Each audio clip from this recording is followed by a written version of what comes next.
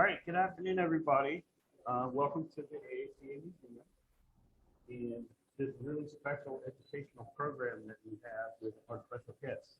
Of course, this is going to be featuring the speaker, Tom Cotter, author of this book, Coast to Coast, A Slow Drive Across the Fast Country of Model T. So along with him and his co-host, which is the photographer, Mr. Michael Ross, our special guests here at the museum are owner of the car, Nathan Edwards, right here, and former owner and engineer and this all-around mechanical guru who did a lot of these upgrades and changes in this car, Mr. Dave Coleman. So one of the reasons why we're really happy to do this, of course, is several things, but two main ones. We're really into Model T education around this place with Model T driving experience with several Model Ts that can be seen here. We're glad to have this one right in front of you. And even if there's a question at the end of today and there's some question and answer, this is a really greatly modified car. And this place loves seeing cars on the street and preserved. That's why we do it, and we love it, and have these people here doing it for us today. And the other reason is our proximity to Route 30 and the Lincoln Highway. It goes right through southern Pennsylvania, and a lot of people here are familiar with it. So with that, we're going to keep that brief. Anybody else that is joining this meeting, please remember, mute your microphone and mute that little symbol for your video as well, and we'll keep this bandwidth low. And even if people have a problem and they go away and join or rejoin or get cut off, we'll keep everything to a minimum and it won't have a problem. And if for any reason there's somebody that you know can't connect, I will be monitoring the email address for info@AACA Museum. I can quickly send a new link. So with that, we're going to hand it over to Mr. Tom and Mr. Michael, and we'll be adjusting volumes as you guys start. So thank you for being here. Well, thank you so much. I love being involved with your museum. I love visiting there. I love your displays. So it's a pleasure to be a part of it. Yeah, thanks for letting us join you on this wonderful day, a couple of days after Thanksgiving, and everybody's feeling like family's around, and this is kind of like a rejoining of our little family that took this crazy trip that started off as like a comment, some little pipe dream that Tom Cotter had, and next thing you know, there's a book, and here we are. So I'll start off. Where do I start? I start that I had never driven a Model T before. I'm a Ford guy, but I was mostly a Ford V8 guy from the 30s. 40s, flatheads, but there was something intriguing about a T that, you know, I'd like to drive one across the United States. That was just something in the back of my mind for a decade, 15 years. I'd done a number of books on other subjects, and I thought, well, this could be a good book. And then it started to occur to me that a Model T was a completely manual car. It was a manual car. I mean, the early ones had to be crank started. Later ones had battery and key ignition. But everything about it was, you know, mechanical. And I started to realize that the cars we drive now, or have been driving since the early 50s, automatic transmission. That took a little bit away from the driver, and then power steering and power brakes, which meant it was less exertion on the driver's behalf. And then, you know, intermittent windshield wipers and cruise control. And it just came to the point where, wow, I was hearing about driverless cars. And I said, my God, we're coming towards the end of an era. We're coming towards an era there where we're just going to open the door of a car, get in, and then we can fall asleep while it drives us to work or to the store. I'm not ready for that. And I thought, well, maybe this is a good reason to drive a Model T across the country. So that was the kind of the focus of the book. So that's part one. Part two, I raced a Corvette. I know I'm a Ford guy, but for some reason I raced a Corvette. And I was racing at Summit Point Raceway in West Virginia. And I was in the paddock, and every day this guy would drive an unusual car. to the track. He was racing a Porsche with a big whale tail on it. He was a brilliant driver, really fast car. And he drove one day, he drove a Hudson. Now, what was unusual about this Hudson? Well, it had a turbocharger on it with SU carburetor and a 5-speed manual gearbox. Like, wow, but it had a Hudson motor. Wow, that's pretty unusual. And the next day he drove a Model T Speedster, like a torpedo Speedster, bright yellow, it looked like something from Indianapolis. And then whatever, on the third day, I said, excuse me, but I'm parked right over there.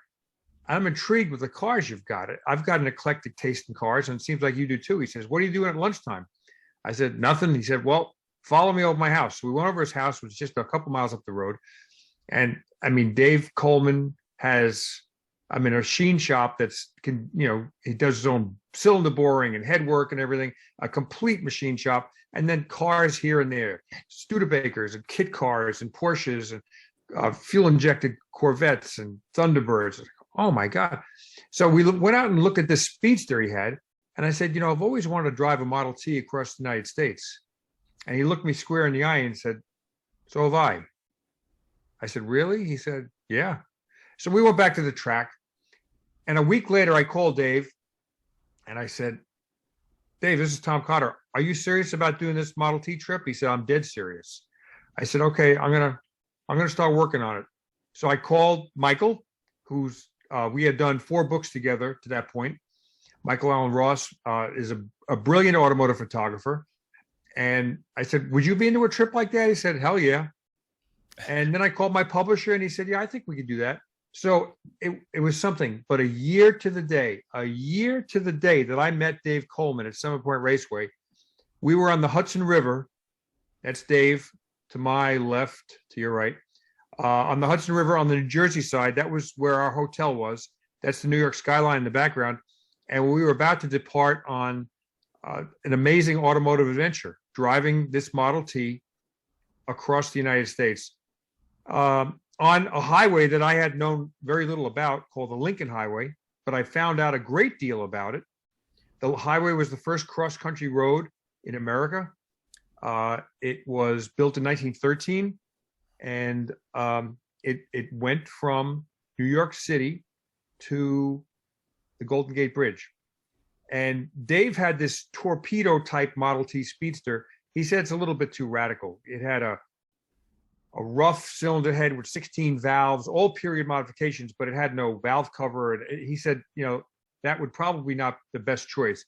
But a Model T he used to own, which was now owned by Nathan Edwards, who lived nearby and actually is a brilliant restorer at White Post Restorations and a hot dog roller skater. Dave called him up, said, can we borrow my old car? And Nathan said, I'm with you. Let's do it. So this is us at the start, early in the morning, the day, a year after we met. So we drove into Manhattan, and this was our sending off committee. Had some friends and relatives that joined us there at the Classic Car Club of New York, which is right on the Hudson River. And I thought we'd have thousands of people, but we had tens of people. And they all wished us well. Yeah, we wanted a fanfare and a parade, but it didn't happen, right? Yeah, I thought it'd be something like Lindbergh or, when he took off, but it wasn't. So, this is on a Sunday morning. Our departure time was 9 from the location where the Lincoln Highway starts. So we drove through Manhattan from that Classic Motor Club to 42nd Street and Broadway, right in the middle of Times Square, which is where you see that HM sign in the background, all neon. I don't think that was there when the Lincoln Highway was started, but there's the start of the Lincoln Highway, and that sign is there today. So it's a pretty memorable location for people who are historians, but half the shoppers that walk by there and commuters and workers never even look up there. I mean, I lived in Manhattan, in and around Manhattan for 41 years. I had never seen that sign and never noticed it.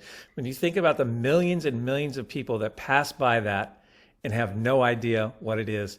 And it took Mr. Cotter to actually bring it to my attention. So that was a really, really cool thing. So It's right in the busiest intersection you can imagine if you've never been in Manhattan. But that's the spot, and it's been there forever, and it's still there now. Yeah. And so you're probably wondering how did I drive with Dave Coleman, my co-driver, and Michael in a two-seater? Well, Ford Motor Company loaned us a new Escape, and Michael he was driving in the Ford Escape most of the time. Sometimes we would swap, and he would be in the Model T filming, and I'd be driving the Escape. But most of the time, he drove the Escape, which had all his camera gear and our luggage and maybe some spare parts and whatever. So leaving there, we went through the Lincoln Tunnel, and now we're in New Jersey. This is Weehawken. I had recently left being the president of the Formula One Association, that we were going to bring Grand Prix racing to New Jersey, and this was actually part of the road course. So I wanted to make a symbolic lap of this track, or of this supposed track that never happened, before we hit the road. So there we are in our little something special. This was a car that when Nathan was modifying it, he said, we got to come up with a name that's some kind of special. All these cars had names like the Red Ball Special or whatever. They raced and they ran at Indy or whatever. And I forget, I think it was Dave that, why don't we just call it something special? So that's what the car was called, something special. And as a tradition, when early pioneer motorists would drive across the United States, they would dip their tires in one ocean and then dip them again in the other ocean. So this is us dipping our tires in the East River, just south, I guess it would have been almost across from where the Twin Towers were. So I think it was called Liberty Park. We had to be careful because, people were still kind of nervous about 9/11. And what are you doing with a car down a ramp and whatever? So we had to sneak down there, touch our tires in the water, and then scoot out of there. So we never thought of that, right? When push came to shove, we had to find it. It was really hard to find a boat ramp that would give us access. If you try to do it in Manhattan anywhere, it's all sealed off. So that's why we had to do it actually on the Jersey side and dip it into the Hudson River there. We got pushed away from several places, but this is the one place. We did make it happen, though. We made it happen. And Dave had a good point that if we find a ramp that's too steep, then we might burn out the transmission bands in here before we even start. So we had to find a place that was kind of easy to get down and easy to get back up again. The car had some modifications, and I'll spell them out to you now. And then Dave, at the end of this presentation, might want to elaborate on it more, but it had no fenders, as you can see. The suspension was lowered. The top was chopped, I think 4 inches. It had a radio overhead valve conversion on a stock Model T engine. It had disc brakes in the front, Willwood disc brakes in the front, and a homemade pair of rear brakes that Dave had engineered in the back. Because if Model Ts don't have brakes at individual wheels, a stock Model T stops the transmission. And if the transmission stops, the wheels stop. But there were all sorts of problems if we tried to live with that all the way across country in the case of an emergency. So we decided to put some brakes on there. So that's pretty much the modifications. There were probably a few more, but Dave is a Porsche racing engineer, but his passion is Model Ts. So we had the best of the best in this car. But interestingly, the engine still had Babbitt bearings that Ford mechanics put in that engine in 1926. So it was still that original. So here we are. The drive to get to the Lincoln Highway was interesting. We had to drive south to Philadelphia, and driving south New Jersey on the shore is not an easy task. It was a cold day, blistery, rainy. But when we got to Philadelphia, then we were able to start heading west on 30. So this is kind of where we got on that road. And we would be on 30 all the way to San Francisco, with the exception of some areas where an interstate highway took it over. So we'll explain as we go further. So here we are in Pennsylvania Dutch country, and there's a lot of these vehicles in Pennsylvania, and they share the road with cars.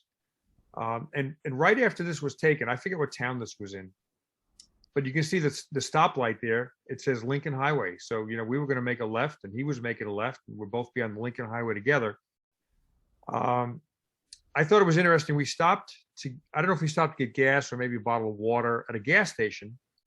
And the kid that was driving this buggy had his Amish gear on. He had a beard. He was probably not very old. He's probably 20, 18, 19, 20. He had a short beard, black hat, black suit, black shoes, the whole deal. And he got out. Obviously, he didn't need gas. But so he walked inside the store, and I was going inside the store to pay for something, and he was in front of me. And he was the most conservative, kid of his age I've ever seen. And the girl behind the counter was his age, and she had purple hair and nose rings and earrings and tattoos. And I just thought, what's going through the mind of these two young people that, wow, we're the same age, but wow, are we different? I'll never forget that moment. I just wanted to tap them on the shoulder. What's going through your head right now? But I didn't. This is Gettysburg, and Michael just slammed this photo. It was sundown, it was getting cold, but this photo, one of my favorite photos in the whole book. Do you remember that, Michael? Yeah, it was, we were going through this. I had no idea that the Lincoln Highway went right through Gettysburg, and there were just these moments that, we had Tom would turn around and he'd look in his rearview mirror and I'd be gone, right? I'd disappear because I would see things and I'd say, wait a minute, I'd pull the car over. And this is where we established the rule that would be our guide for the rest of the journey. And that was, if we lose each other, just keep heading west.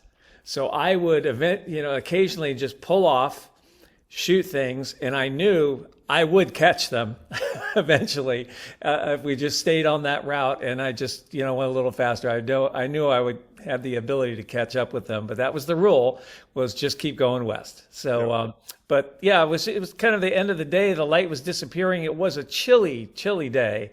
And I was really thankful that I was in the car with heat and climate control system and everything else. You're a bastard. But yeah, this was one of those first times when I just peeled off and started taking some shots. So, but it does kind of establish the momentum for the rest of the trip. So I'm guessing it was about in the low 50s, but it was cloudy and had a breeze and drizzly kind of crappy rain. We ran out of gas once in South Jersey, had to push it into a gas station or coast into a gas station. See, there's no fuel gauge on a Model T. There's one gauge, and it's an amp gauge. There's no other gauge in a Model T, stock anyway. So we had a stick, but what we decided to do was we would buy gas by time. So if we drove, say, 3 hours, okay, let's get some gas now. So maybe every 3 hours or so we'd stop and get gas. And it worked out. We ran out of gas, I think, a total of 3 times on this trip, but thankfully we were able to somehow survive. So this is when the day started to clear up. But if usually when it rains, then when it clears up, it's cold. And so it was starting to get really cold.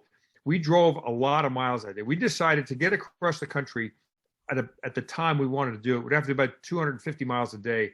But this day, we left early and drove late and did about 400 miles.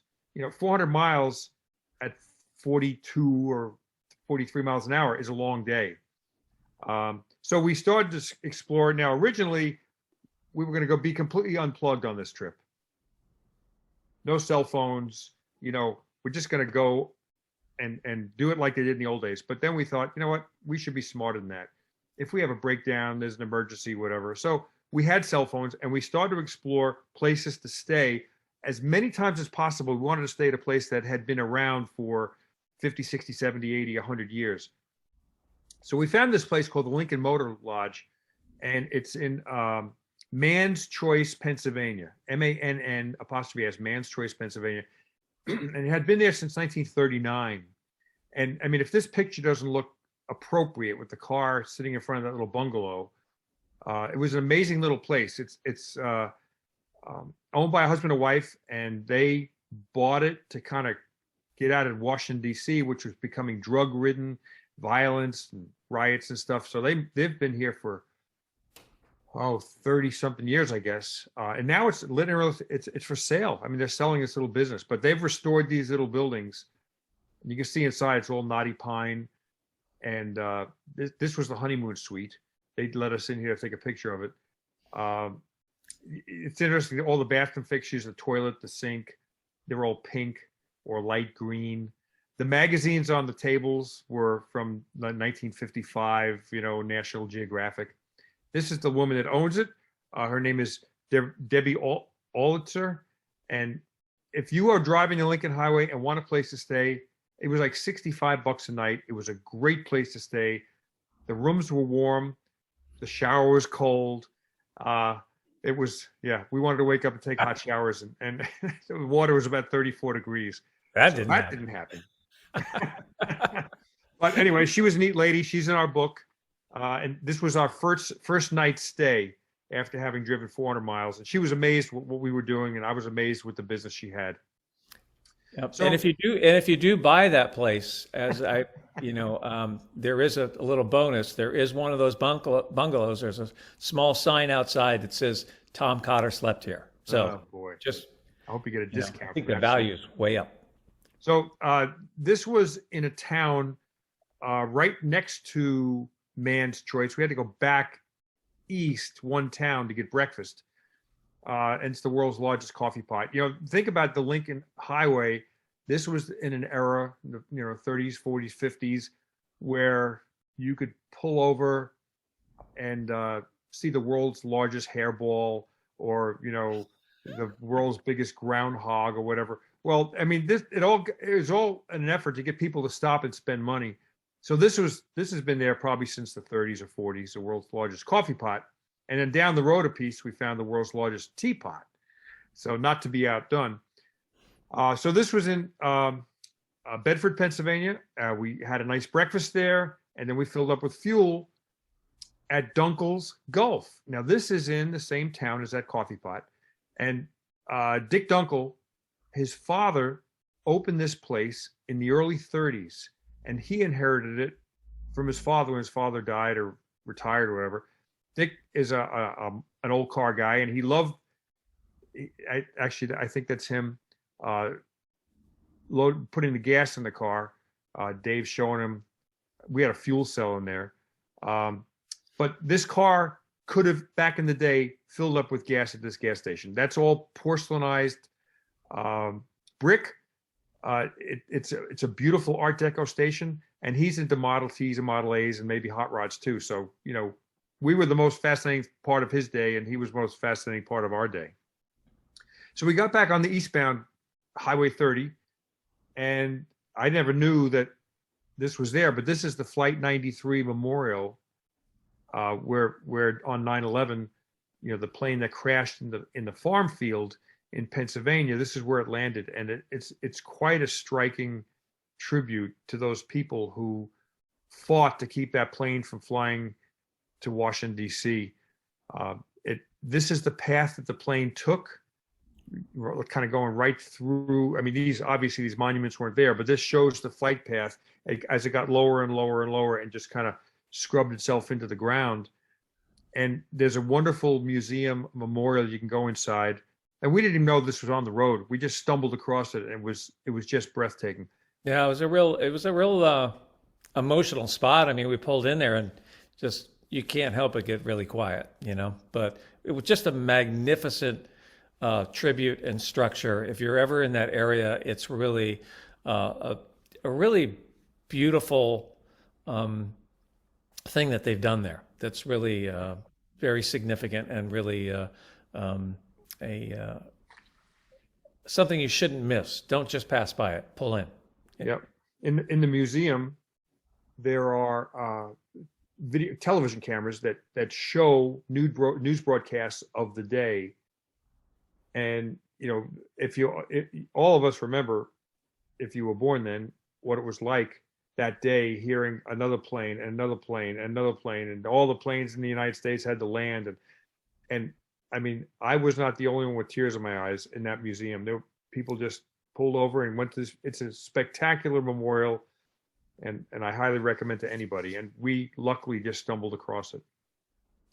So just a few miles up the road, we saw a sign for Wallet's. And what's Wallet's Cafe famous for? But the largest ham sandwich in the world. So if you look at the one on the left, that was the one that Dave wisely ordered. He ordered the small, but Michael and I were like, we're men, we're going to order the large one. So that was on the right. If you can imagine, those slabs of ham are a quarter of an inch thick each. That is several inches of ham on their thick ham and fries. Of course, we couldn't eat anywhere near half of it, but it was a bar that was sticky. The bathroom doors were sticky. The faucets were sticky. Oh, we felt at home, didn't we? We felt at home. And and there's people there, it's lunchtime.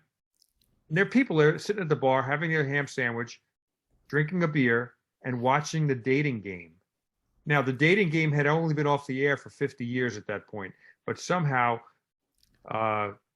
Wallet's Cafe decides they're going to run the dating game. And, these truck drivers are watching the dating game. So, and eating these sandwiches, belching and going back on the road. Unbelievable.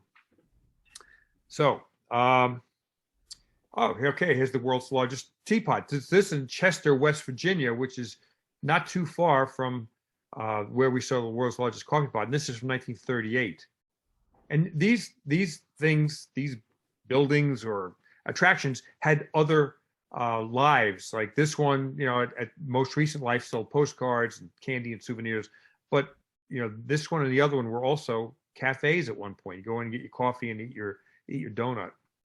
But, as we went across the country, we see these things, and what's really great is the people that recognize these things as a real piece of history, and then they purchase them and go in and restore them and maintain them and keep the whole folklore alive. This is a piece of Americana that could easily be another Hampton Inn somewhere or something like that. Right. But instead, it's someone took the time and the patience, and they're beautifully restored and maintained. And this one had a really nice white fence around it, and you can see the lawns perfectly, manicured and everything like that. So that's a lot of dedication, for people take a lot of pride in that. So that's why we chose to, we would stop and we would, pay a little tribute to it and take our photograph and include it. It's a real part of what we were doing. So if you haven't experienced those things, don't pass by. Just if you need to make a U-turn, go back and check them out. They're really cool. To Michael's point, one of the reasons we wanted to do this trip is because if you say you wanted to drive from New York to California, you'd get on I-40 or I-80 or whatever, and just start driving. And it doesn't matter what exit you get off in what state. There's going to be a Hampton Inn, and there's going to be a TGI Fridays, and there's going to be a Petco, and there's going to be Zaxby's. And it's all exactly the same. No matter where you go, every exit in America is the same.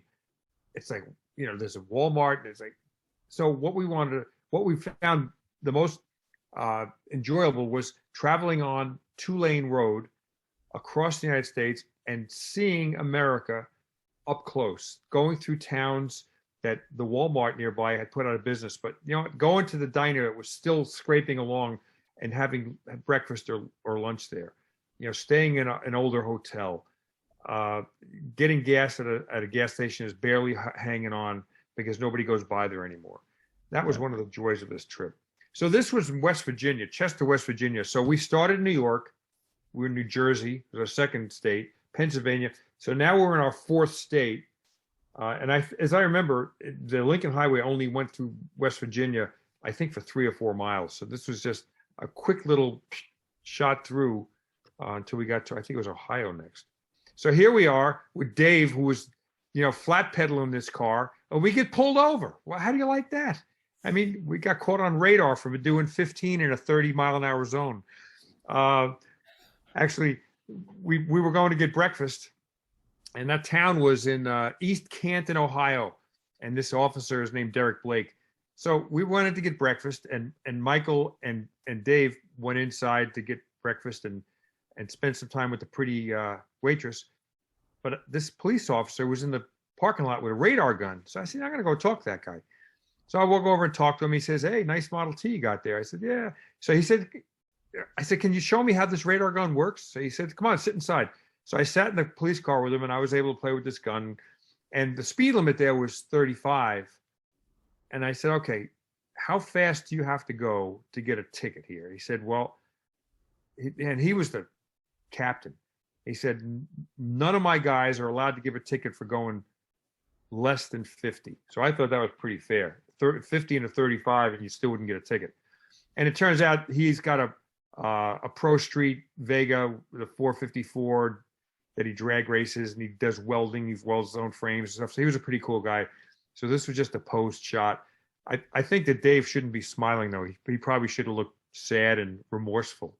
But he was happy because while you were out there playing with the gun, the waitress actually was the owner of the restaurant, and she bought us breakfast. So he just had a free breakfast. I mean, who wouldn't be smiling, you know? We told her our story and what we were doing, and like, breakfast is on us, you know? So that's exactly why he's smiling. It didn't cost him a dime. I mean, come on. I was smiling too. And it was really good too. But there is, in the book, there's a photograph of her but that type of generosity would come from these types of, mom and pop places. And that's the rule we had. We did, the rule is eat local, what was the other rule? If there's pie, order the pie. That was the other. Yeah. Always order the pie because it's always fresh and it's always great, So, but that's the old free breakfast smile. That's commonly known as. Right, yeah. So we had posted a Facebook page, and we give updates every day or so. People want to know where we were, and we got great offers all the way across country. If you need any Model T parts, if you need a garage, if you need a place to stay. And it was so cool to have strangers reaching out to offer us strangers, meals and a bedroom or whatever. And often, though, we had to turn down these free rooms because if we went through their town at 9 a.m, well, we want to drive another 10 hours. So we had to say, well, thanks, but, it's just not, the timing's not going to work out. We need to drive another 10 hours, and then we'll look for a place to stay. But it worked out a few times. So we were in Ohio City, Ohio, way on the western edge of Ohio. And in this town was the site of one of the first car factories. It says the first successful automobile built here in 1891. Plus, it was the site of the first automobile wreck. The first wreck was also in 1891, where the guy that built the car crashed into a tree. So the name of the car was a Lambert. It was made in Ohio City, and we had heard about it, so we have to go there. And so, here we were, Dave and I looking pretty smug. We didn't hit the tree. I think the tree was still there next to us. But Lambert set up a mini factory to build these cars on a kind of an assembly line well before Henry Ford did. But he didn't last, and Henry Ford did. So timing's everything. This is what Dave had to spend his mornings doing, putting fluid in and then cleaning up the fluid that came out. Model Ts inherently leak. The tolerances are such that it marked its territory wherever it stayed for a little while, and this would probably come out of the rear main bearing. But Dave was so diligent in greasing the suspension, oiling the various parts of the engine, greasing it, oiling it, but ultimately it came out again. So this is in the parking lot of a brand new Hampton Inn that we kind of destroyed. I think they had to reduce the room rates after we left because it looked like an oil slick. That car was like a beagle, it was like a little here, a little there, all over the place, But that's part of it, right? That's part of the whole thing, That's the way it was, You didn't just get in a car and drive it for 50,000 miles and then go for an oil change. I mean, this is about constant, fluids in and fluids out, and constantly maintaining the vehicle. I mean, you get up before you go on the road, you had to go through the vehicle. And that's what Dave did every morning. Thank God Dave knew what he was doing. And that's what got us across the country. I mean, that was when we would get up or when I would get up, Cotter's up way before everybody, but I would get up and Dave was notoriously out there ahead of time, had already gone through everything. If we said we were rolling at 7:30, that vehicle was ready to go and on the money every day. So hats off to Dave Coleman for making sure that that all happened. But that's exactly what people had to do back in the day as well. So that's part of the experience. Yep. So this was a stop on the Lincoln Highway. It was in South Bend, Indiana, and we were at the Studebaker Museum. And the Studebaker Museum knew we were coming, so they said this is the first time that all 4 television stations had crews there waiting for us, and the local NPR station. So you can see the car in the background. There's Dave probably explaining how it works to some pretty young lady, and I'm just talking about the trip in front of the cameras. I have my McPherson College restoration shirt on. I was trying to give them a plug for this on this trip. So we had a great time there. We went out to an Irish bar that night and had a good time. And as I said before, people would just offer us places to stay, places to eat, whatever. I'm going to jump. This was a couple, and Jody and Dan Vanderheed. We met, and they said, "Hey, we're VW people." We met them at the Irish pub. And we know you're going across country and looking for places to stay. We can give you 2 options. One is our house. We have 2 Airbnb bedrooms because the kids are off to college. And I restore Volkswagen campers. You can stay in there. So Michael and Dave, they decided to go in the house and bedrooms, but I slept in that tall VW Synchro right there, 4-wheel drive VW. And it was a thunderstorm that night, and I felt like I was channeling Jimi Hendrix, or Jerry Garcia. It was like, woo! I got to sleep in a Volkswagen hippie bus. That was a pretty cool night. It was a neat place to stay. So back here in the Studebaker Museum, just because I'm a car geek and I know everybody on this call today is a car geek as well. This is one of the most interesting cars I've ever seen. Now, it looks like a Studebaker Lark, but you would be wrong. This was during a time when Studebaker and Porsche were talking about doing a car together. And this Studebaker Lark has a Porsche 356 engine and transaxle in it, which is just crazy. They built a couple of them to see how that would work in this kind of environment, on American roads, in a heavy car like this.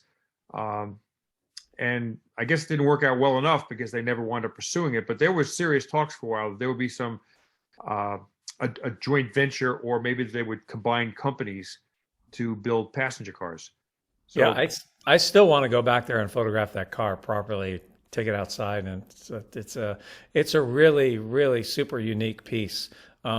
People that know my work, I do a lot of Porsche stuff, so that's just something. It's still on my list. It's a little thing I have on the side of my computer that has that car on it, name of it. So one of these days I will get back there and do a feature on that vehicle. It's just really, it's a time capsule. When people were looking at very different collaborations. I mean, one of the early collabs right here was, we're always talking about the collab between so and so and such, but this collaboration of Porsche and Studebaker, who would have thought, right? Yeah.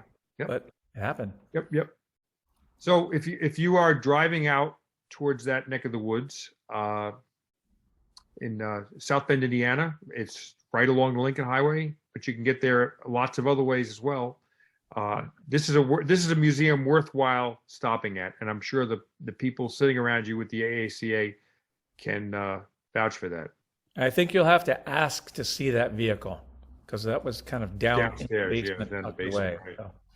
So here we are out in front of, the next morning after, I had slept in the Volkswagen bus and these guys had slept in the house, in front of the Irish pub that we had dinner the night before.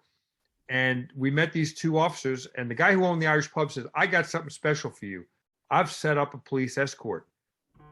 Really? So here we are with a police escort on Highway 30.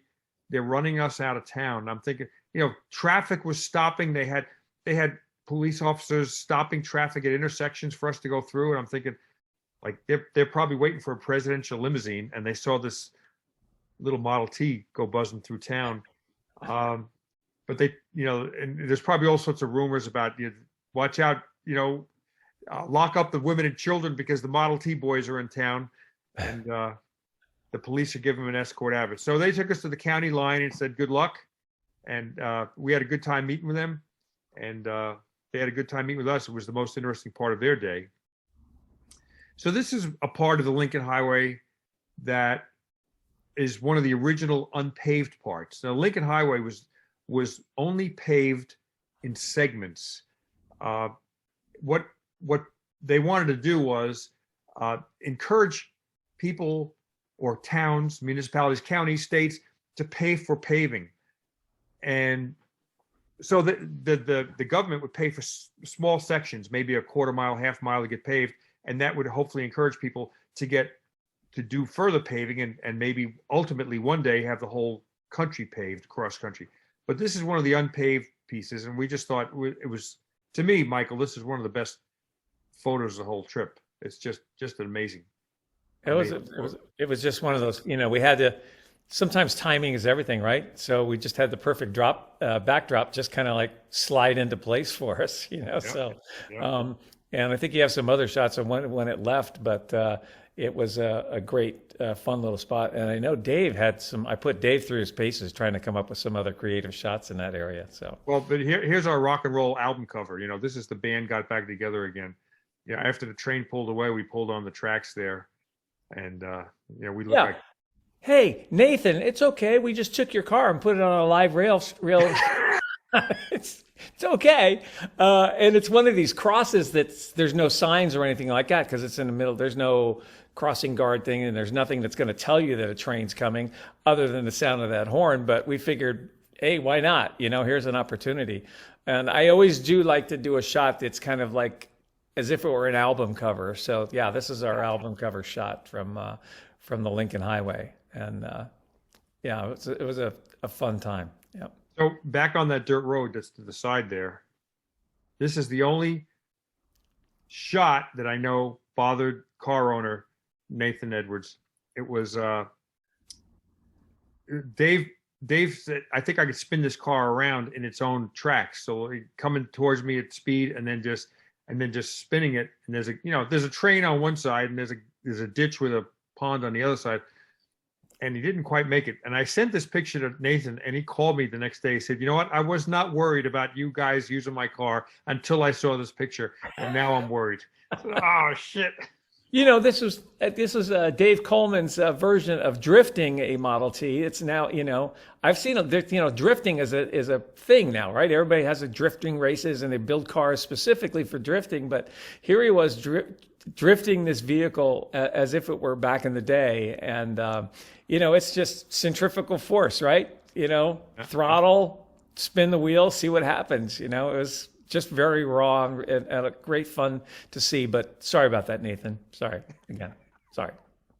Yeah. Things we do for a photograph. Yeah.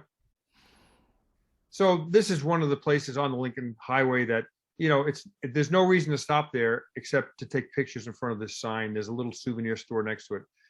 But you can see where we were. We were 999 miles from where we started, and we had 2,390 miles to go.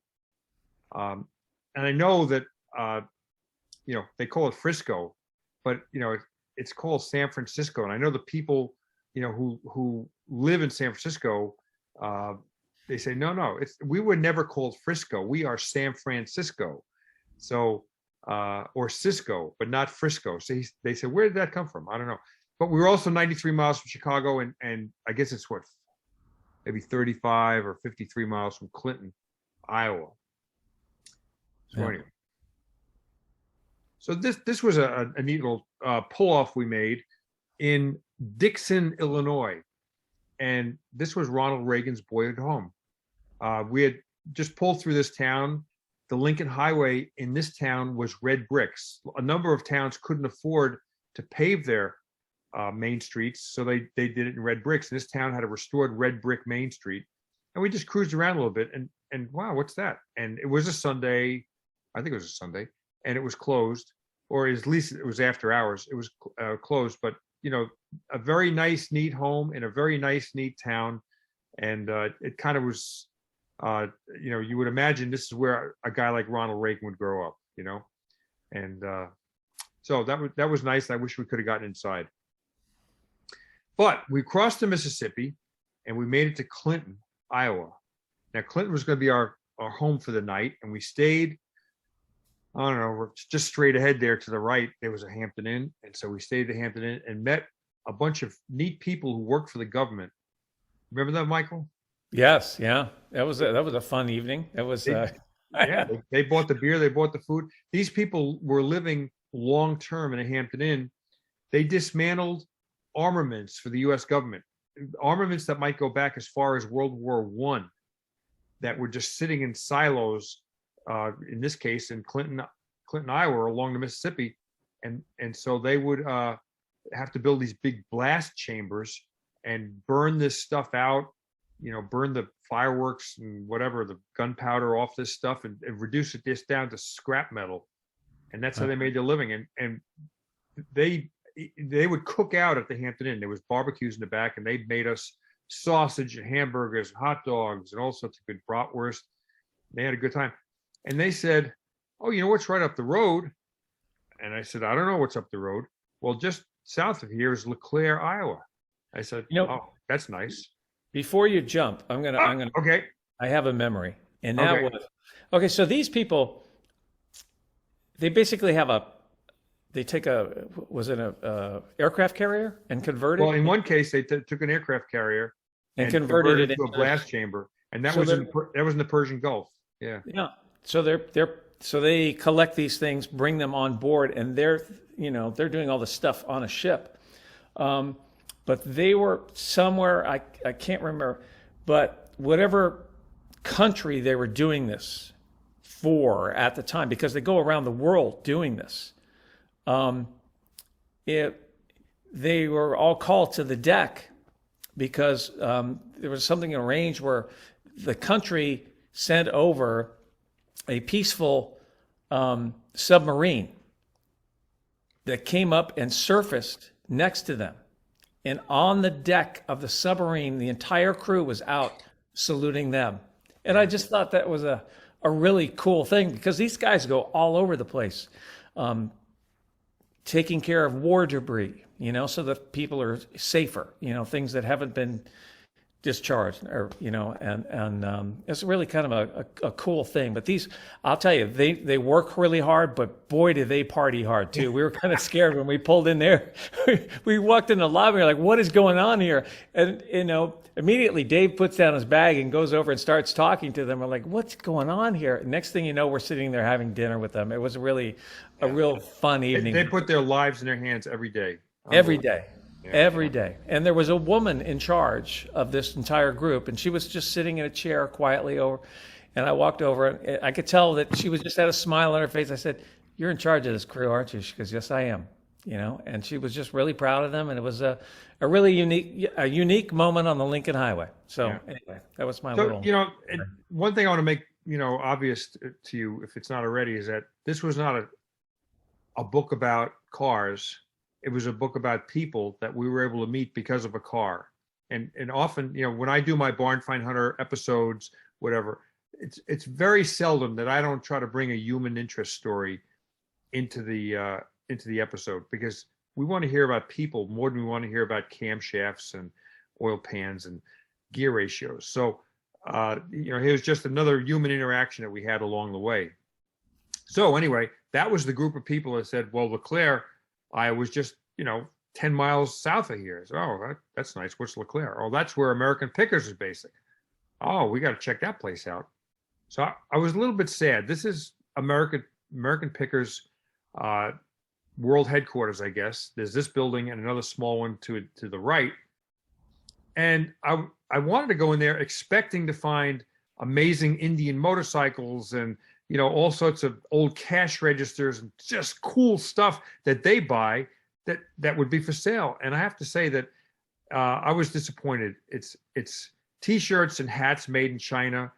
It's belts and leather jackets. The Mike Wolf leather jacket line, like what? He makes leather jackets. The cool old things that were on display would have a tag that said NFS, not for sale. And the few things that were old and for sale were really horrible pieces of garbage, and the prices were insane. So it's not what you would imagine. It's better on TV than it is in real life. That's okay. We leaked a little oil on their. Yep. And Dave didn't clean it up. No. But this was in the parking lot. This was cool. Yeah. Do you want to talk about it? Or I'll talk No, you go. Yeah, sorry. All right. So we met this guy. He had just retired. I think he was a high school janitor from Seattle, somewhere around Seattle, Washington. And he had this Studebaker wagon. He built that trailer into a mini camper in a week and then hit the road to celebrate his retirement. He drove all over the United States. He wanted to go see an Atlanta Braves game. He wanted to go to Florida, go to Disney World. That motorcycle, he had a motor scooter in there, or that, you can see in the front, like a really tiny motorcycle. He had a one person bed, a little stove, a butane stove, a little refrigerator. And if you look on the back tailgate of that trailer, there's an odd thing, and it's actually a motorcycle engine. And he brought it all the way down from Seattle to show Mike Wolf, the American picker guy, to see if he could help identify what motorcycle that came out of. He inherited from his grandfather, who had a motorcycle, and all that was left of it in the barn was this engine. Nice guy. He was so excited to be there, to be on the road, to meet us. That station wagon, I forget the name of it, but it has a retractable roof in the back. So, your passengers way in the back could have like a sunroof. Well, he was growing herbs back there. So, if it was sunny, he had the roof open.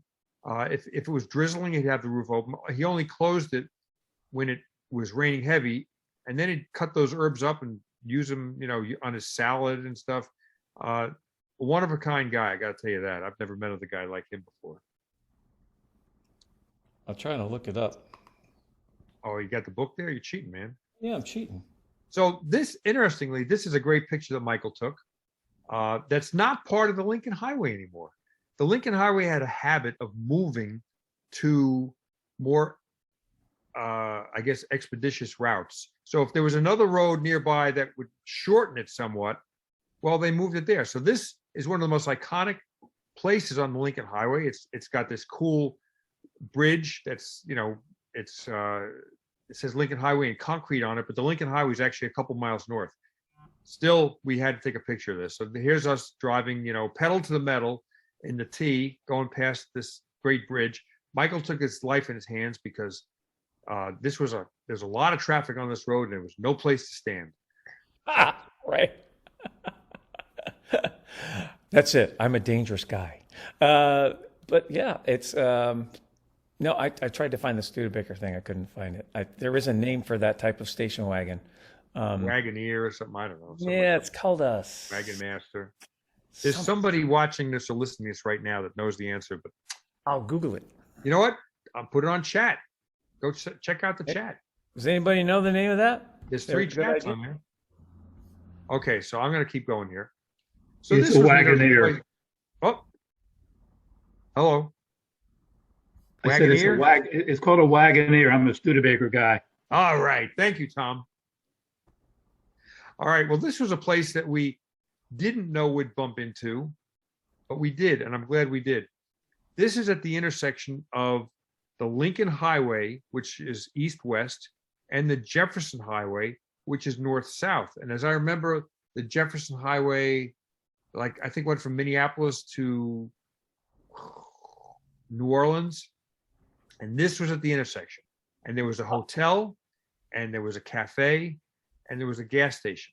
And these had gone into disrepair and went out of business. And then an organization got together, a historic organization, and got together and put money into it and restored it. And we met the lady that ran the hotel and the cafe. We had a great time, a great meal, met some great people. And you can see right in the background there, behind where it says Colo Hotel, that water tower-ish thing, that's the intersection of the two highways. That, at the time, the two main east-west, north-south highways met at Colo, Iowa. So that's it. Update on the Studebaker. It is called the Wagon Air. Air. Okay. Hence the retractable roof. So the rear glass goes down, and then the top part of the roof slides into the front part of the roof, so the whole back section becomes open. So it's called the Wagon Air. So you wonder why when you find those cars in junkyards, why they're always rusted in the back. Well, I know why they were rusted. You know why? Yep. So this was the gas station next to that hotel. We stayed in that hotel that night. We ate dinner and breakfast there.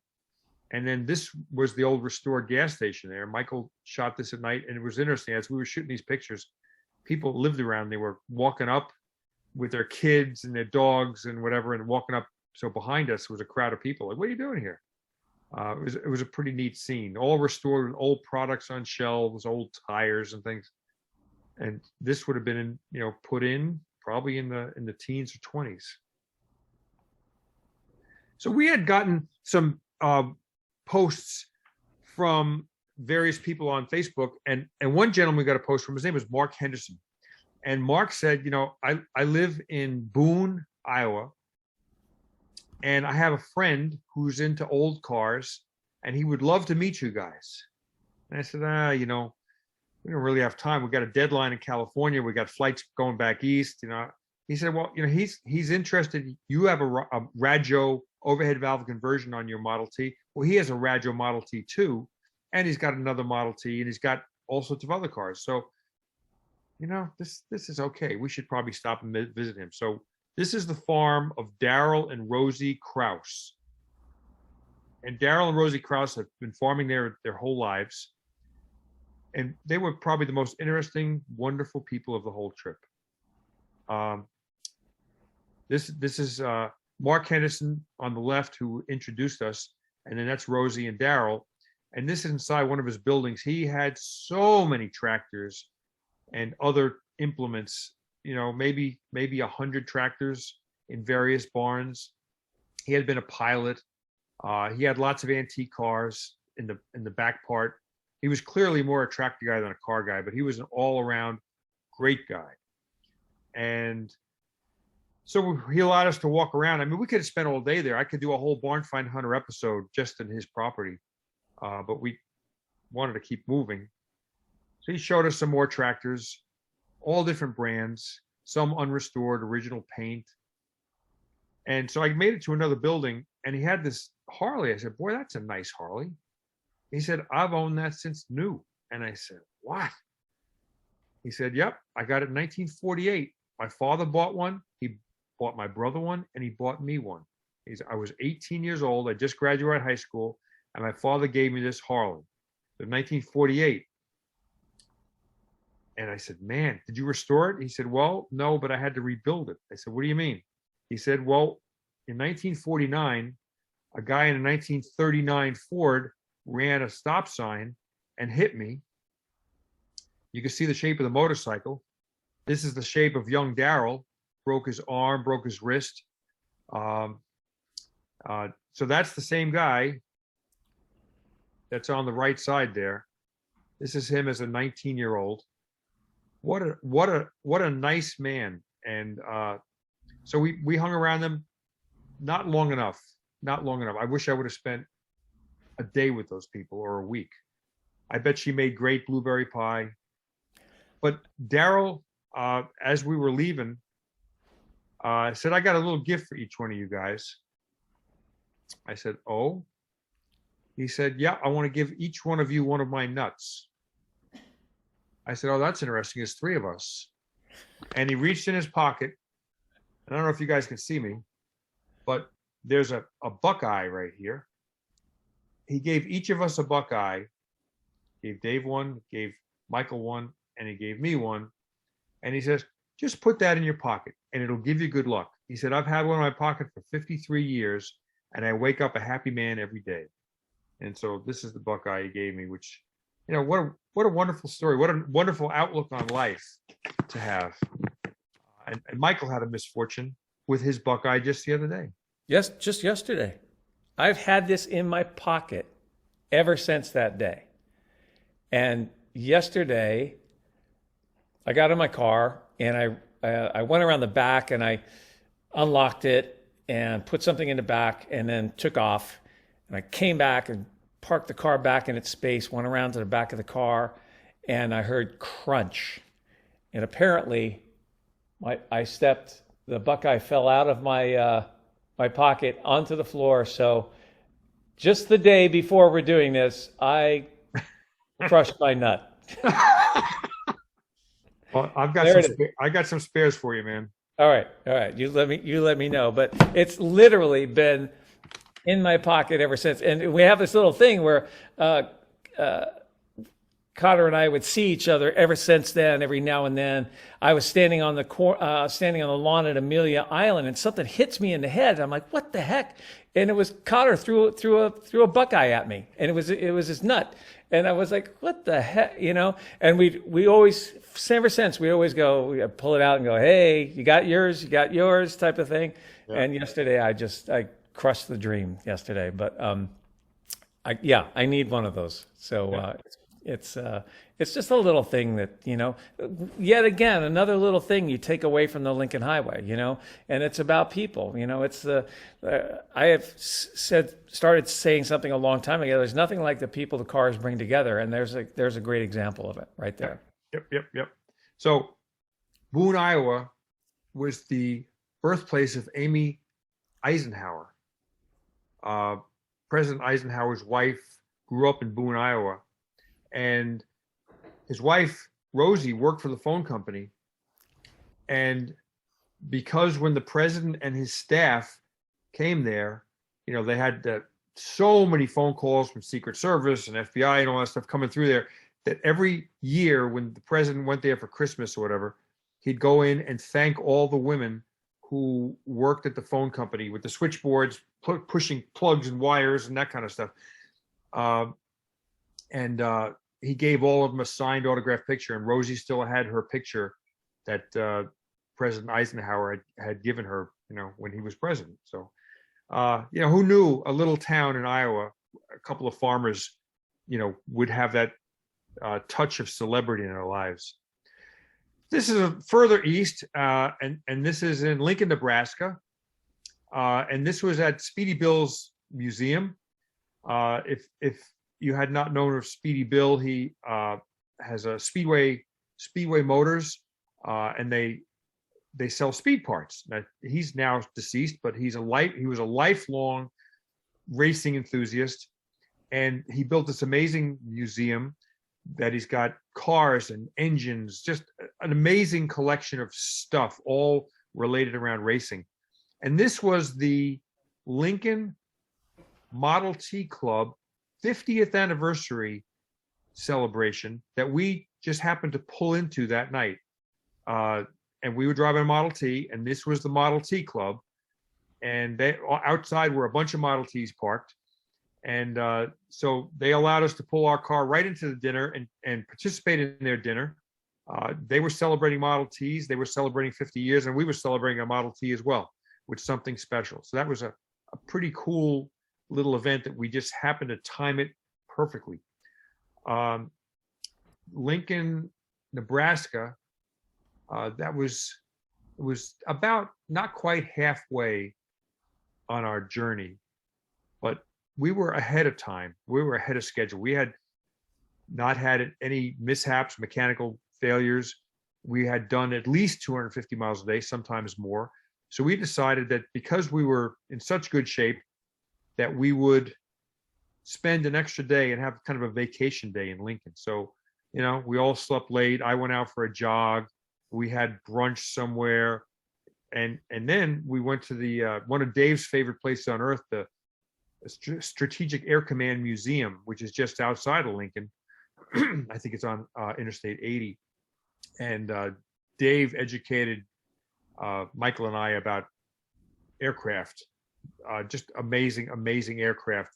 All sorts of eras of U.S. Military aircraft. Just amazing stuff. So thanks again, Dave, for that, because that's one of the highlights of my trip.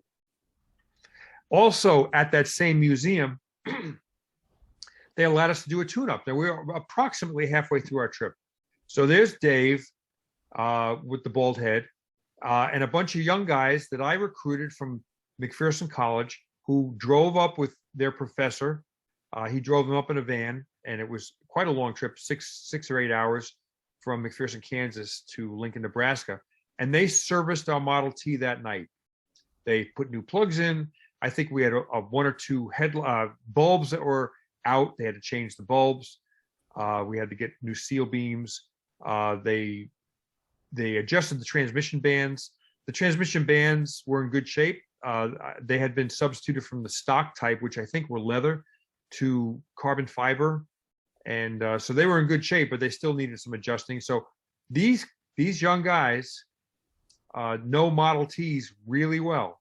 But Dave was just telling them some things in particular about this car, about the valves. It was suddenly an overhead valve car from being a flathead. I just want to brag about these guys for a minute. McPherson College, they had a record of taking a dismantled Model T and putting it together in 6 minutes and 40 seconds into a running driving car during their annual car show, which is in May. And so, you know, the engine's over there, the rear end's over there, the wheels, the tires, the body's over there, and they put this whole thing together in 6 minutes and 40 seconds. They recently did that in Rhode Island. They brought the Model T up to Rhode Island to the Audrain Museum and did a display for the people on Sunday, a live display of the putting this Model T together, and they got it down to 5 minutes and 20 seconds. Just amazing. From a pile of parts to a driving car in 5 minutes and 20 seconds. So that seems to be the world record now. I'd like to point out that this is one of the only places where the Model T had a diaper underneath it. Notice a little, the plastic underneath. So if we ever do this again, that we might want to take a big piece of plastic and put it under the four wheels. Yep. So here we are. That crack in the road underneath the middle of the car is the halfway point between New York and San Francisco. Michael, you can't show that video, can you?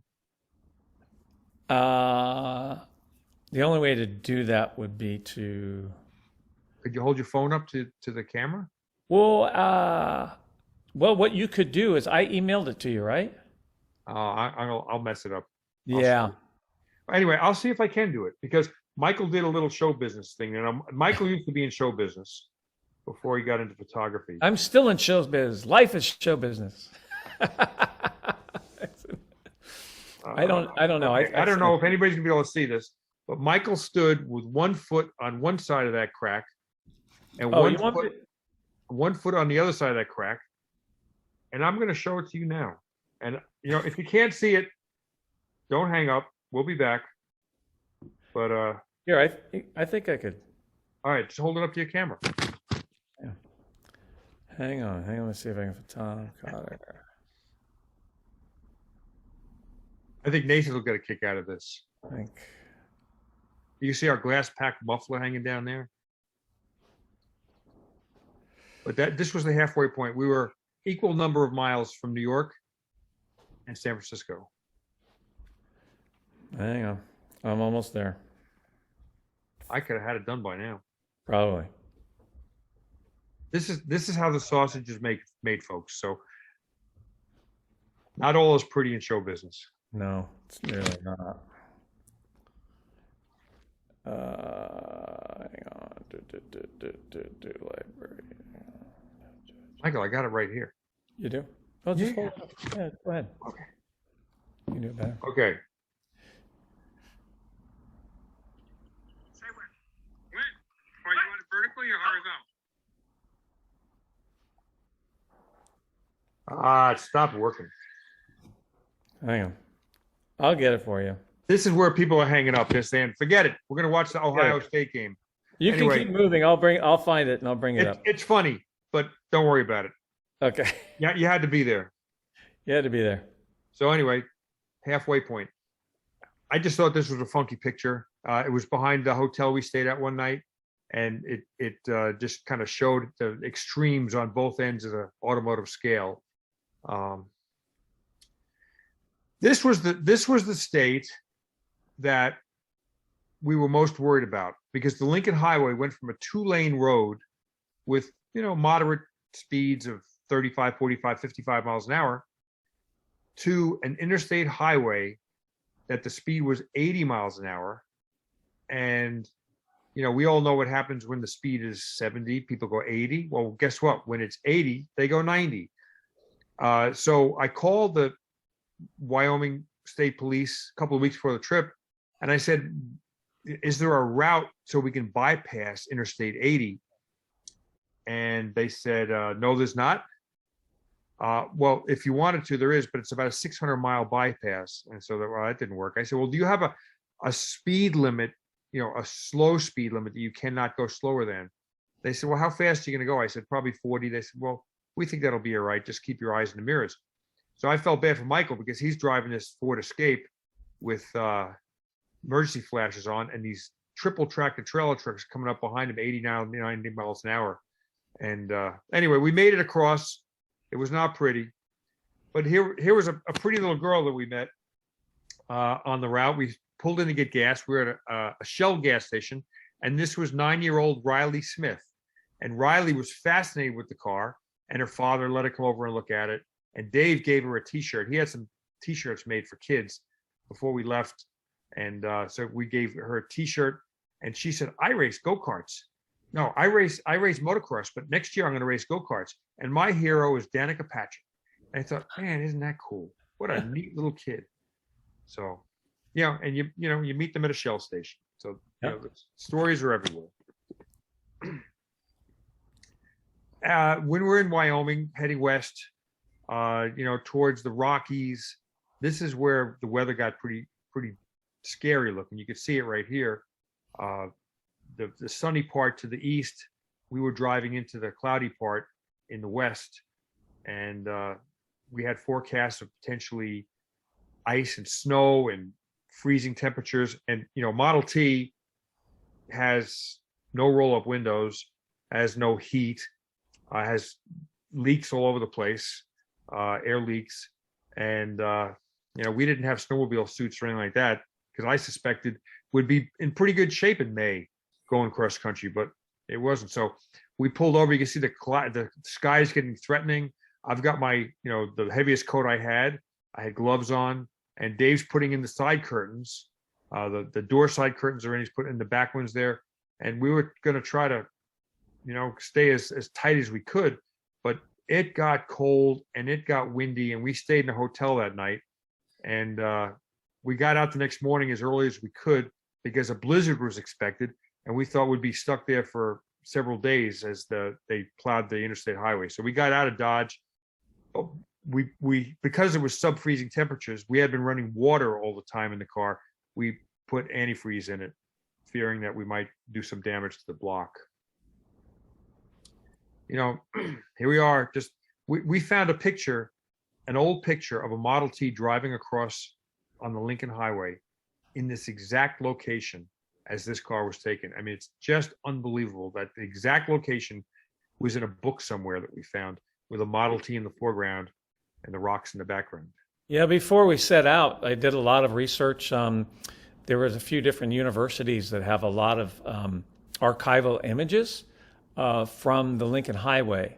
And I think one in Detroit and one in Chicago has a great deal of information on Lincoln Highway. So every now and then we'd be on the road, and because I had pulled up these images and I had them as kind of inspiration, and I was just doing my research, we'd be on the road. And I'm like, wait a minute, I've seen this. This is exactly what I saw before. So we would try to, we would take these opportunities and kind of reenact the image. But but new with this vehicle and that sort of thing. So this is one of those moments where we were able to replicate something that was, done before. Everybody says, "Oh, it's already been shot. It's already been done, right? Everything's been done before." Well, it was done before, but now we're doing it again, and it was really cool to be able to take those photographs. In fact, that photograph before with the car coming across the bridge with the Lincoln Highway, there was with the Lincoln Highway sign on the bridge. That was a similar one from then as well. So we would do that across. We'd find these little spots and go, wait a minute, here's that same thing. So every time we could find that, we try to jump in there and get it. But this is one of those spots. So we made it to Bonneville. I had never been to Bonneville before, but Michael is there regularly and Dave is there occasionally. And I guess I was certainly naive. I thought we could take the car out and do a high-speed run on there, but as it turns out, there's a lake there, and it takes all summer for that lake to dissolve, evaporate, and it's not until late summer that you can actually drive speed record cars there. I think the speed record runs are in August. So it's salt. That car is sitting on salt.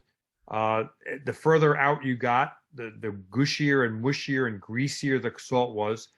And we met these interesting kids who had cut school that day to do video filming out here. And they got their mother's Toyota stuck in that gooey salt.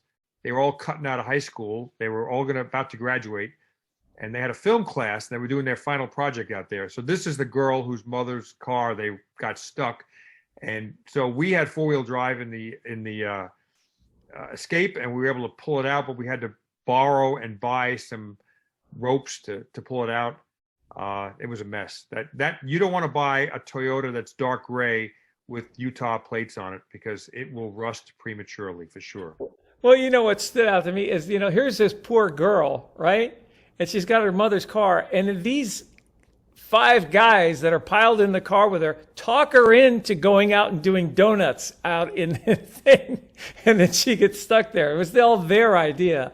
And when they were there, she was the one doing all the digging, and the guys were walking around scratching their head, Yeah, look how dirty she is, and look how clean they are. She was down there climbing in there, trying to get things done and trying to get that thing out of there. So we did take a couple of tow straps and tie them together and hook it up with the Escape and pulled them out of there. We couldn't leave them there. Yeah. So this is in Wendover, and I think that neon sign is pretty famous. It's probably on the National Historic Register or something. But this is an odd place where Wendover, the town, is broken up between 2 states. So, if you live on the Utah side and you want to go, have alcohol, you can go on the Nevada side where there's casinos and things like that. So it's two states, 1 city, kind of unusual. I forget what we ate there. We ate at a Shell station. I think we had hot dogs or something. Yeah, it was not good. Yeah, I mean, all these signs were for casinos with great food, but they were all closed. So what we didn't know is in that town of Wendover was an old Air Force base that now is a civilian airport. And it's where the Enola Gay did their practice flying before they dropped the atom bomb on Hiroshima. This was the base. Those were the hangars. And we saw this very unusual aircraft there. So they let us pull the Model T out onto the runway. This was an aircraft. It's a gyrocopter that was owned by a German gentleman who was flying it to Seattle. He was in Nevada, but he started, I think, in Texas. And he was just imagine from, I think, Dallas to Seattle in this gyrocopter. It was all fiberglass. It had a Rotax motor. And I didn't know this about gyrocopters, but that big blade on the top is not powered. Only the blade in the back is powered.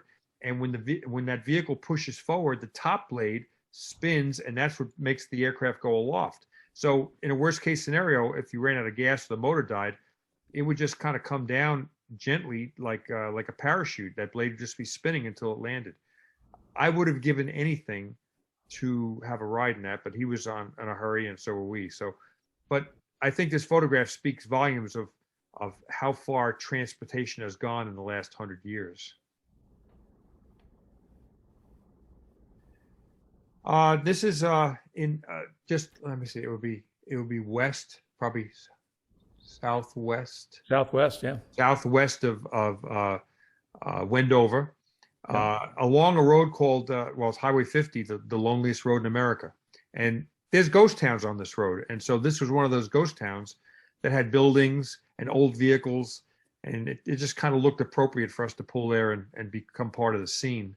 They're just sitting there. I mean, you can come and take things, I suppose. I don't know who owns it. And this is we had no breakdowns with this car, no breakdowns. So we are now one state away from California. I think we had driven across 12 of the 13 states in the Lincoln Highway and had no problems. And I said to Dave and Michael, I said, we have to have a photograph of a problem. So this is a bogus photo. We took the tire off, and it has me wheel it down the dirt road to infinity to find a place to get it repaired. But it was just a fake shot. I found this great road going off to nowhere. The sky was dramatic. I was like, this is where we're going to do it. This is perfect. This is it. And Dave's looking at us like going, you want me to take a perfectly good wheel and tire off this vehicle so you can take a photograph? We're like, yeah. So thanks for playing along, Dave. But it is one of those things that people always, they love the shot. But it was composed. We had great fun doing it. And Dave, thanks for playing along with us, because I know we didn't have to take the wheel off. He had to put the wheel back on, and he was a good sport about it and didn't make us put it back on or anything like that. So, in fact, if we had to do it, probably would have taken a lot longer. So, I think it was just a little bit easier for him to do it. But, I admit, it's fake. So, but it's fun. So this is back again on the loneliest road in America. And lots of stories have been written about this road. Don't break down there. In the old days, don't break down. Single women should not attempt to drive this road by themselves, blah, blah, blah. Well, we were heading out of Wendover, heading towards the California line, and there was a slight downhill, and there was a slight breeze behind us. And Nathan, I don't think I'm supposed to tell you this, but we hit 63 miles an hour on this stretch of road, which has got to be like a record for a Model T. You know what? By this time, we had so much confidence in the mechanicals of the car that we felt we could push it to that. And son of a gun, it worked pretty darn well. So, do you have is there another shot down this road? Well, I wanted to point something out. And I was driving a vehicle that had complete opposite of what you had. People are saying, how'd you get the shot, Michael? So when Ford Motor Company offered us the support vehicle, I got on the phone and I said, give me all the safety stuff you possibly can. I want to have the rear camera. I want to have the rear sensor to see if someone's coming across in a blind spot in a parking lot. That'll give you that sensor. The way this was taken is I would literally, the vehicle, it had a distance control on it, so I could actually set the distance between the Model T and the Escort. So it would draft it to it and keep it in the same distance. And it also had the lane deviation control in it. So if it started to drift out of lane, it would come on and tell me. I literally opened the sunroof and would take my camera and say, okay, I'm going to put the focal point just around the center and just lift the camera. I'm admitting to you all, hands off the wheel, because of all the safety stuff. It'd take your hands off the wheel and would just track that car and keep the distance the same. I had the cruise control on, so the same, the distance thing would maintain the speed, and I would lift up and shoot through the sunroof. Now, I know it's completely illegal, but that's how it was done. And it was basically, this is an image that would not have been possible or without all the safety technology that we now have in the vehicles. So it's a combination of photography, but at the same time, it shows what's capable with the new vehicles, with all the safety things that are involved. And then you have the complete opposite with the totally analog Model T. So for me, it's kind of a different, there's a lot behind this image that people wouldn't realize. Mm-hmm. So we were pulling into a town that I have a Cobra that I drove across the United States with a road and track editor, Peter Egan, about 20 years ago. And we stopped in a town called Ely, E-L-Y, Nevada. So we pulled into Ely, Nevada, which is a honky-tonk casino town. And all these cars have numbers on them. I said, what the heck's going on here? Well, it turns out they had this Silver State Classic going on where these cars are built as ultimate high-speed cars. And there were probably 100 of them in town, all different types. And they close off areas of desert highway. And these guys can run for like an hour on end as fast as they could possibly go, 200 miles an hour plus. I think an old NASCAR stock car ran like 258 miles an hour or something like that the year before. So we met these people at dinner and in the restaurants, and they were kind of cool. We stayed at the Hotel Ely, which I would never stay in again. I didn't want to take my socks off. I didn't want to take my clothes off. I just climbed in bed the way it was. It was all rooms have smoking. Yeah. Also, and of course, the restaurant in the lobby was very interesting. It was a Denny's. Denny's, yeah, and everything. The table was sticky. The silverware was sticky. And this is coming out of Ely, and one of those semi-ghost towns. I imagine this could have been a car dealership or a gas station back in the day, Austin Garage. I'm trying to read what the sign says behind it. It says Austin on top, and it says something below, but I can't read it. But there were a couple of stores open in this town, and we had lunch there and met, I think, a couple of motorcycle guys that were riding the Lincoln Highway in the opposite direction from what we were going. They had BMWs. And this is what it looked like. This is when Michael was in the T. And that's probably me driving. So Dave was driving the Ford in the back. So you can see there's one gauge. It's an amp gauge.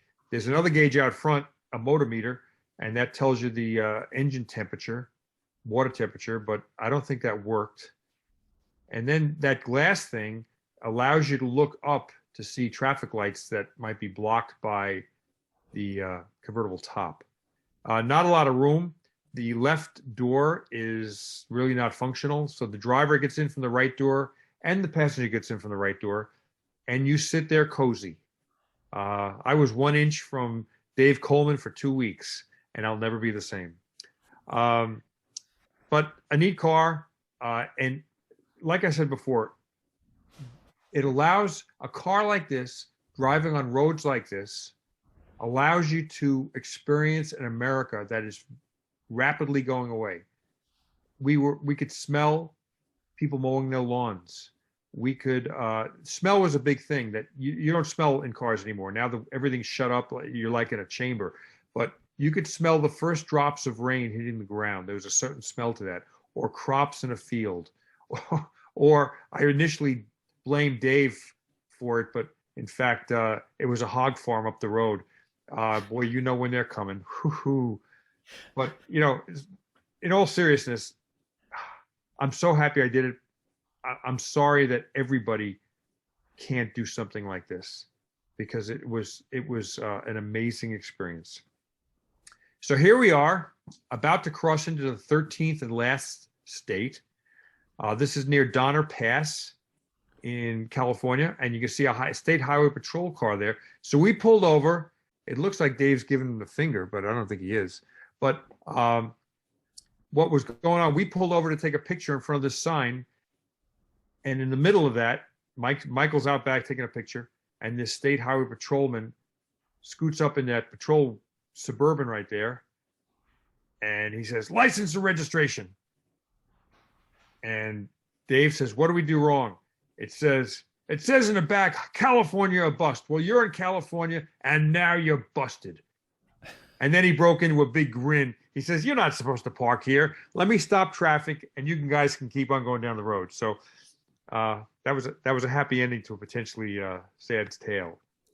So we drove across Eastern California towards Sacramento, and this is Michael. Why don't you talk about this area?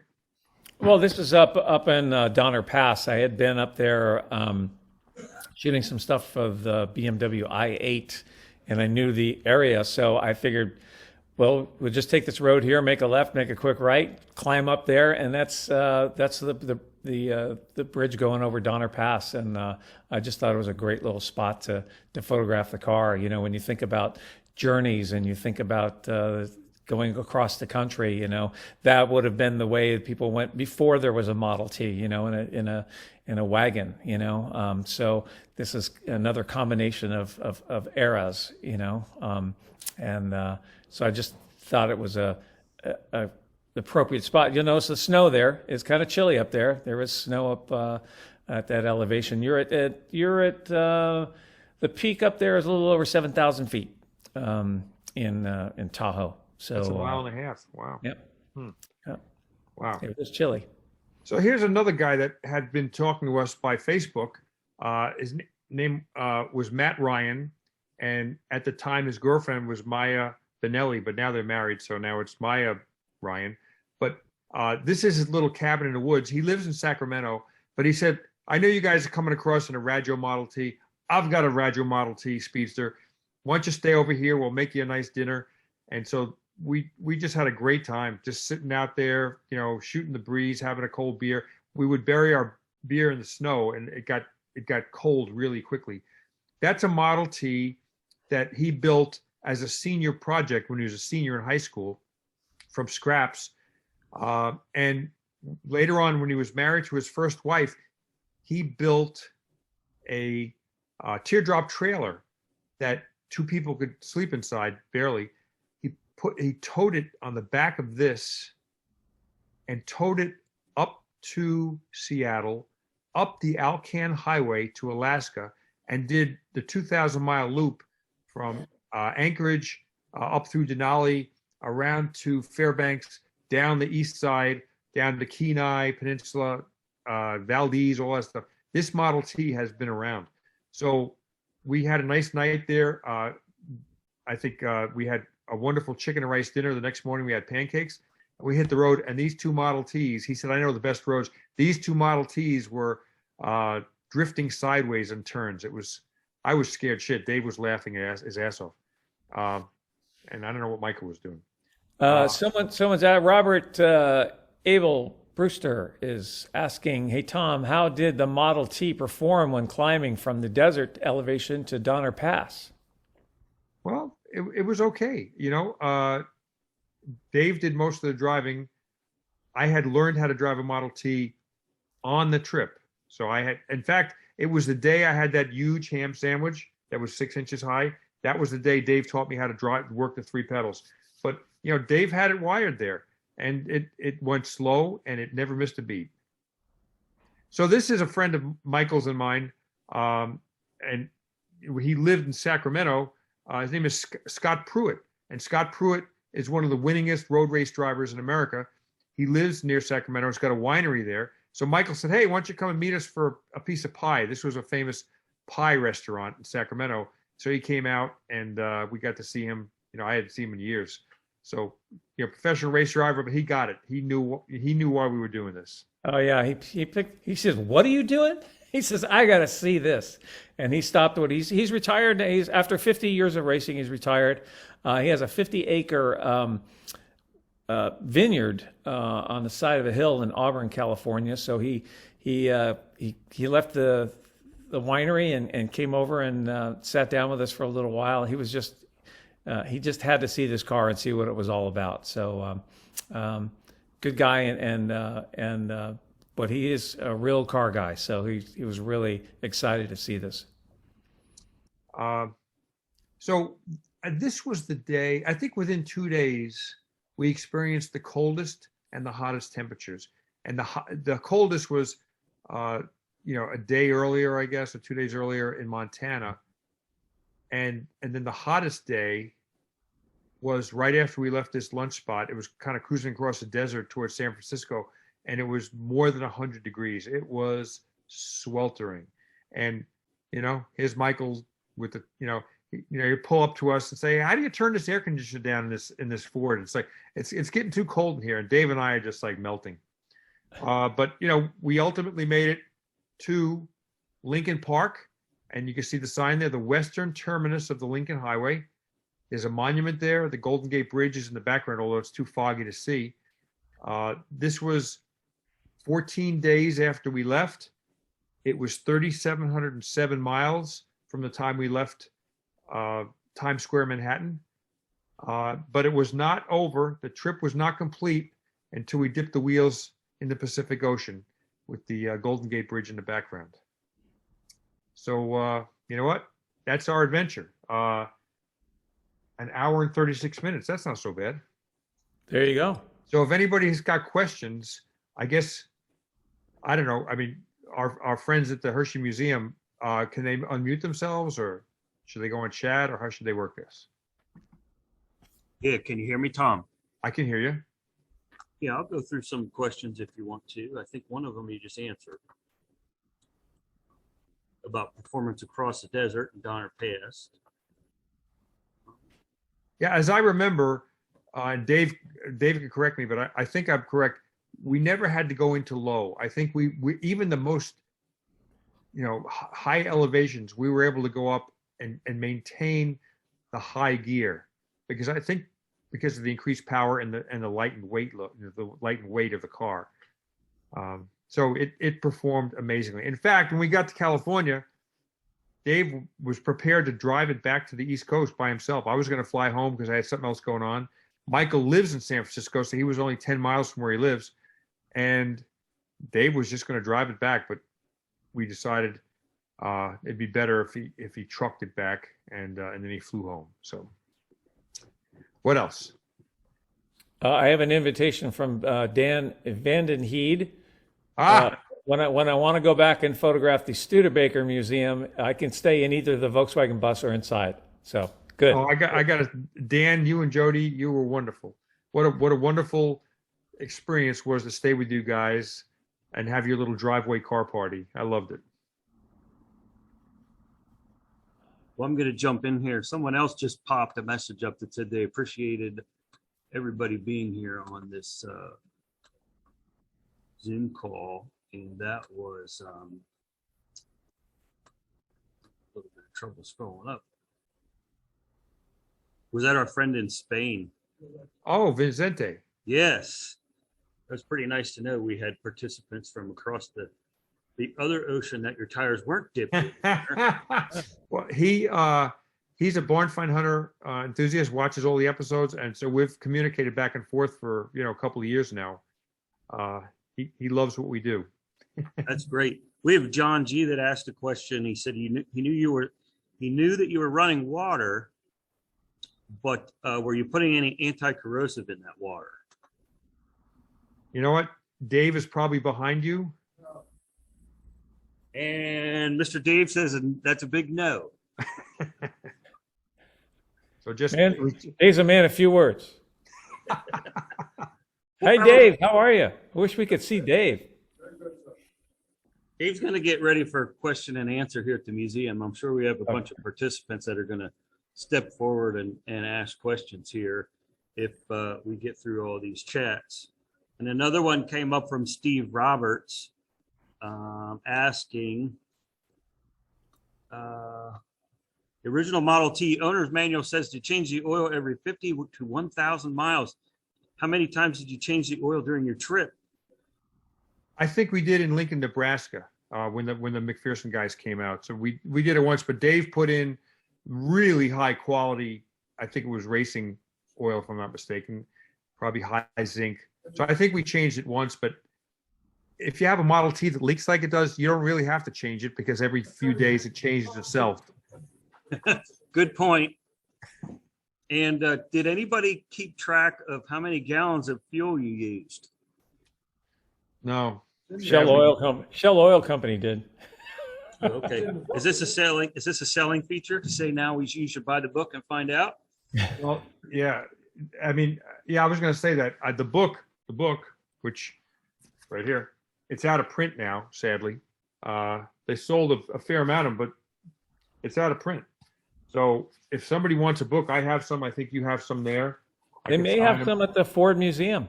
We bought them off of Amazon. We bought some off of Amazon. I The, don't muse- know if we sold the out museum of there. does have some here that we got from Amazon. I don't know how many. Mhm. Good. Well, I'll tell you what. If you keep track of if anybody wants a book, send your information to the AACA Museum, and then they can forward it on to me, and I'll sign it and send it to you. I don't think that's the other.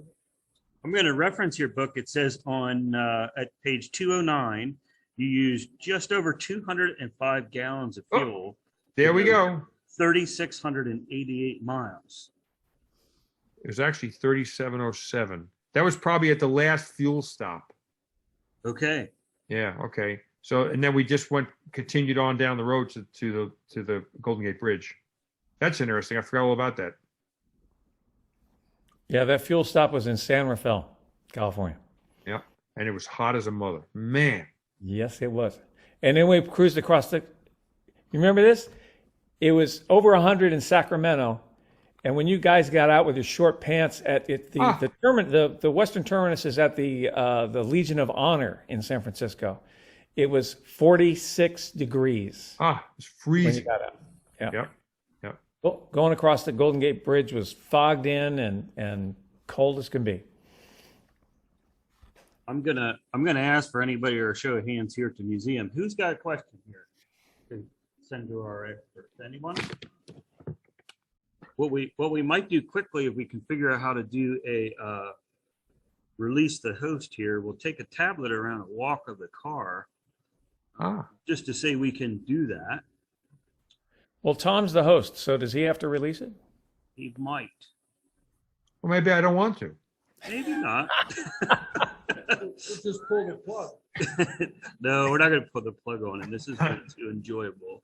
What have we learned so far? Tom likes to be in control, and he doesn't like sticky things. Yeah, sticky and fat ham sandwiches. Yeah. Yeah, I don't see. I'm going to do a reclaim host. Then I'm going to specify new host, which would be me on this tablet. Make host, yes. How many people do you have at the museum? 18. Nice. 18 in our presence, and we have some other volunteers that come and go. Nice. There's probably close to 200 people that have been through the museum today. You know, some people kind of pop around the corner and see what's going on. Linda and Lou Principe have said your trip has inspired my wife and I to plan our own trip. Oh, that's wonderful. Oh, Yeah. love Great. it. Love it. There's a couple of good Lincoln Highway books you can buy so that you can see where you're going. It gives you landmarks to look for, places to lodge, places to dine, things like that. Here's what we're going to do. I'm sure people don't want to look at me, but figure this out shortly.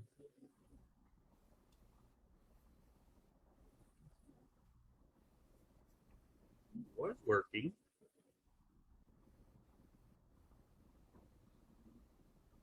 Still says I'm viewing Tom Cotter's screen. I'll share this while we're figuring that out. John G says Cannonball Baker used to run Route 6 on his Sea to Shining Sea runs.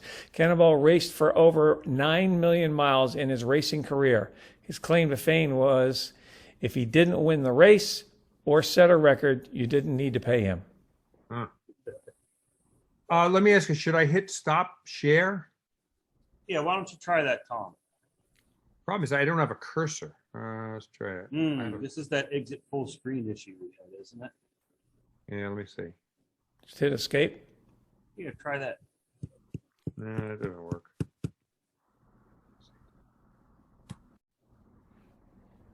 The museum here is where we got. Again, how the sausage is made. Oh, that's your last page is a blank one. That's my last page. So it's not as exciting as that page. The last page again. I know that everybody else that's joining the meeting should be looking at the car now. If there's anybody out there that would have a question of the car while we have two of its owners here and modifiers, I will try to control the chat and even walk around the car. Yeah, I mean, this would be a perfect time for Dave and Nathan to kind of give a walkthrough, I think. And I don't have to see it. Just hearing it would be great. Let's see if we can get actual video on tablet as opposed to our microphone. So let's do join. Oh, there we go. Are we getting somewhere? Yep. You're Are we getting somewhere? Yeah. Ah, Rob, Okay. give them the microphone. Believe it or not. collaborate.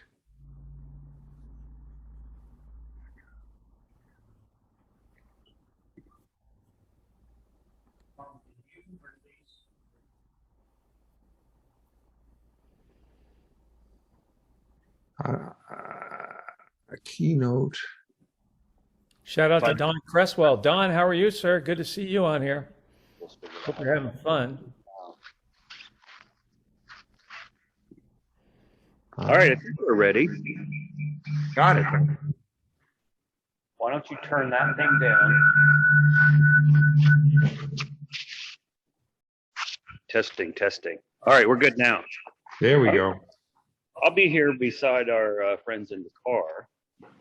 And if any messages come up via chat, someone else can kind of throw it at us and maybe we can answer a couple questions. We have the car pretty well decorated with the modifications that we were told about for our visitors of the museum, but it really doesn't tell you what went into making those modifications, which I'm sure were great and time consuming. Michael, better from use the mic.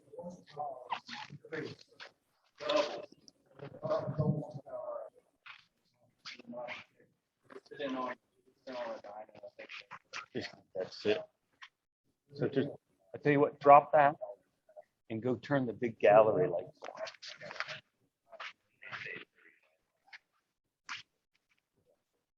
What were those questions that we want to share?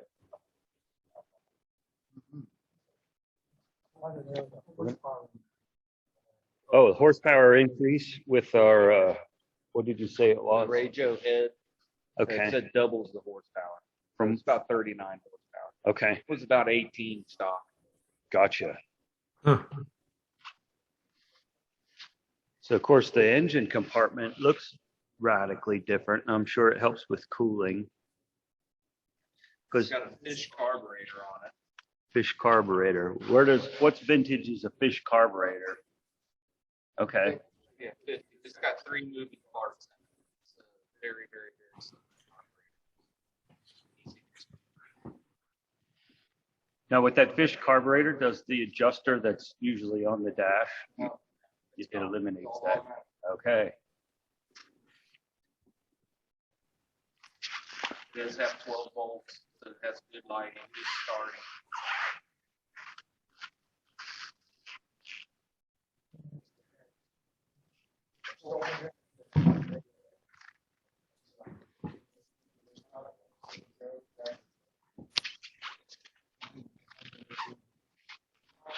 you want to open inside of the hood up there? Hey, how about aiming that camera towards the crowd? I can see everybody. Yay! All right, yay!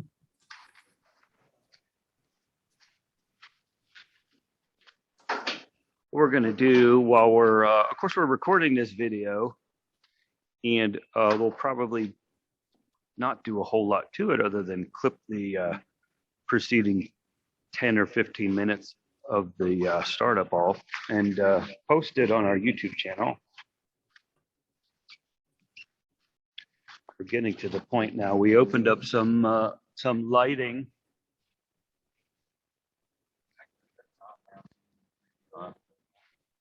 Actually works pretty well. I don't know if anybody looks at. I see a whole bunch of switches. There's some try to get away from the feedback too. There's some lighting under the dash because it's always nice to know which pedals you're putting the feet on. Yeah. We've got a wiper switch, and then the other one is for a heater that I'm trying to put on it because it gets really cold. And of course, phone charging for the 100-year-old cell phone. Here's your view of the internal upgrades, which overall is pretty simplistic. They're pretty simple. Has a heated manifold jacket that helps with cold weather driving, gets it warmed up quicker. It has roller rockers on it that I've put on there since the trip. No kidding. Ah, Yeah, I can show them. wow. What we ought to do is just open the door and start it.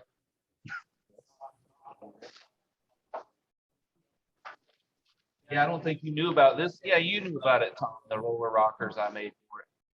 I'd like to try it now.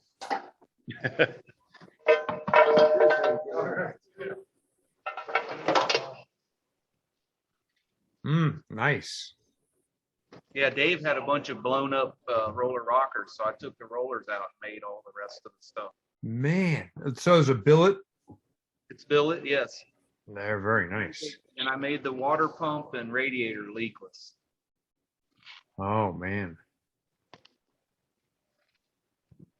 It has little things like this. Like this are old school Model T greasers that I've relocated, and you can open them up, squirt oil in there, and get oil to remote places. Uh-huh. Nice. And the crank starter's still operable. Crank still works, but you don't want to work it. A little bit heavy. It's a chore. Gotcha. We did notice on most of the pictures on the trip, the top was up most of the time, wasn't it? Yes. I don't think we ever put the top down. Never. Okay, good point. So that top had a lot of wind drug across it. Yes, it has. And I'm surprised that it withstood the test. How are we looking on chat? Has anybody else popped any chat messages or questions up? I can't see it when I'm holding the tablet here. Never had a distributor. Nope. The timer would tell each.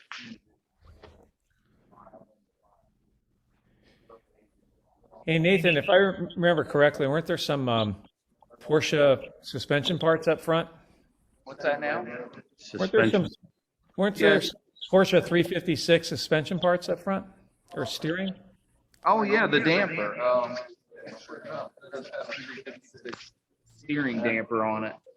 When I built this dead perch, and when one does locate this type of axle from side to side, like a pan hardball or this dead link like I've done, that can magnify any problems in the steering, and more than not, making this modification will cause like a speed induced wobble or oscillation that only a damper can take out. It's a simple upgrade, and it allows me to have more responsive steering without the death wobble. Mm-hmm. We experienced that death wobble during Model T driving. Yeah. So when would that have been created? Would that be from like late 40s or early 50s? The dead perch itself, that's represented in the Museum of American Speed back into the 20s. Okay. But the damper, no, not so much.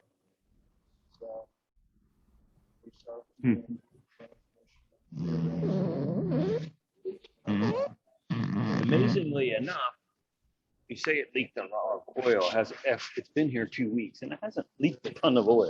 It hasn't spun a whole lot of oil. Okay. And that's why. Yeah, he said that. It was a pretty amazing trip. There's a lot of little things, like you notice the rockers, they're billet. Almost all of the things that you see that are aluminum like this, I've made all that stuff under his tutelage. Everything I know about fabricating and manufacturing parts I got from Dave. So it's a testament to him. A lot of this stuff he conceived and told me how he wanted me to make it. Mm-hmm. and that's what I did. There was mention today that the motometer didn't work. Is it? It does work. It does. You just got to catch it at the right angle. Oh, okay. And at the temperatures they were driving at, I doubt they ever saw the color on it. Okay. It would have stayed pretty low. And actually, you can show them the motometer. Oh, there's the business side That's of it the when you're business looking at end. it. So Interesting. in low temperatures, you'd probably never see this color up above here. Where some are driving, you can see it all the way up into the window. That's not good. Matthew Cook writes in the chat here, watching from the UK. But before Another from out of the country. That's great. but before COVID, longtime resident of Baja California and frequent visitor to the U.S. Enjoyed our road trip. Enjoyed your road trip books and this presentation. I ate breakfast at Denny's in the Ely Hotel on a road trip once. My traveling companion refused to eat anything there. Yes. Everything was sticky. Yeah, there you go. That's great. And over here, it has an aftermarket water pump, which when you double the horsepower, you double the cooling needs. Okay, so that puts volume. That's pretty great. Yeah. Now, when those guys left, it wasn't in this configuration. It leaked on them so much. When I got it back, I decided to address those things, like a modern carbon shaft seal here, so that it won't leak water at the interface. And I also built another bearing closer to the pulley. The original bearing was here, and this much hanging out for the pulley was very unsupported. So I built a brace and a ball bearing so I could tighten that belt up, and get real good cooling out of it. I noticed some other additions, whether it might be a spring to keep some things. Hard to display here. something, yeah, Dave has put on probably to keep from rattling. Okay. On the go.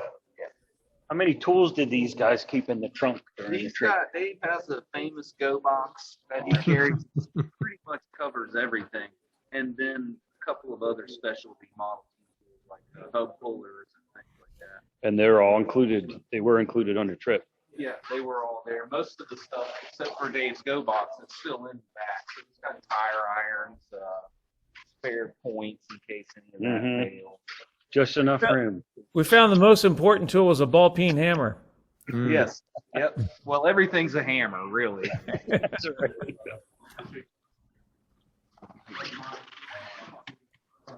Ah. And they had that pretty jam packed. I think they utilized every bit of that space. Do you still have the official fuel gauge back there? I do. Yeah, it's right here. Is it a hockey stick? Not There quite. it is. There it is. It's still there.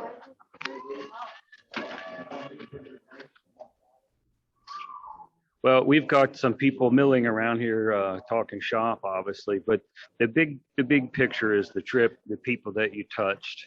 Yep. And just seeing the country, like you said, I just really like how you describe the smells. You can't smell in a modern car these days. They promote it to keep the windows up and the air conditioning on, and it's just a lot of things that are lost. This trip and you folks explaining it to us, I think have inspired people to at least maybe go on a long drive, maybe not across the country, but just to enjoy what they can with their old cars, whether it's a Model T or otherwise. Yeah, Michael and I have done several road trip books. We did a Route 66 book, and now we're thinking about taking an unusual car, and I'm not sure what it might be, from Key West, Florida to Fairbanks, Alaska. And so keep tuned, because that might happen the next couple of years. Well, we'll always keep tuned for you. All right, well, we're going to probably wrap this up and let everybody know how much we appreciated having the car, as well as everybody associated with this great trip across the Lincoln Highway in it, joining us here today. We'll continue to promote it, your book, and future trips. And this was just great. So Super. Can't thank everybody for participating and coming to share this with us today. It was just great. Well, thank you. And Dave and Nathan, thanks for driving north to Hershey. And Michael, thanks for, what is it, like 5 a.m. there, wherever you are? But No. It's okay. but thanks, everybody. I mean, this is what we live for. And we're just glad you enjoy it. Take a road trip. Road trip is the best. I always say it's the best therapy you can have. Get out in the car, just take drop a pin somewhere and head that direction, and just have a good time. There's nothing like that space in your head, and allows you to think, and really, there's some great experiences out there that to be had. So, look forward to doing it again soon. All right. Well, you guys have a great rest of your weekend, and thanks again for doing this today. Thanks everybody for participating. All right. Thank you. Thanks. All right. Take care now. Goodbye. Bye-bye. Bye.